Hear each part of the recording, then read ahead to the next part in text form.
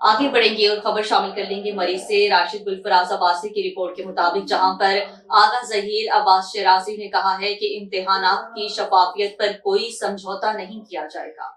Deputy commissioner मरी आगा जहीर अब्बास शराजी ने कहा है कि इम्तिहान की शफाफियत पर कोई समझौता नहीं किया जाएगा। मुस्तकबिल के मेहमानों को नकल माफिया के हाथों यरगमाल नहीं बनने देंगे। इस सिलसिले में तमाम इम्तिहानी मराकज को रोजाना की बुनियाद पर मॉनिटर किया जा रहा है। इन ख्यालात का इज़हार उन्होंने गवर्नमेंट गर्ल्स हाई स्कूल मरी में कायम इम्तिहानी मरकज के दौरे के मौका पर गुफ्तगू करते हुए किया। डिप्टी कमिश्नर मरी आगा जहीर अब्बास शराजी ने गवर्नमेंट गर्ल्स हाई स्कूल मरी में कायम इम्तिहानी मरकज का दौरा किया।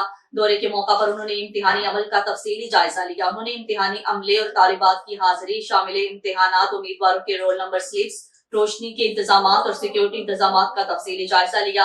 इस मौका पर गुफ्तगू करते हुए डिप्टी कमिश्नर मरी आगा जहीर अब्बास शराजी ने कहा है कि इम्तिहान की शफाफियत पर कोई समझौता नहीं किया जाएगा।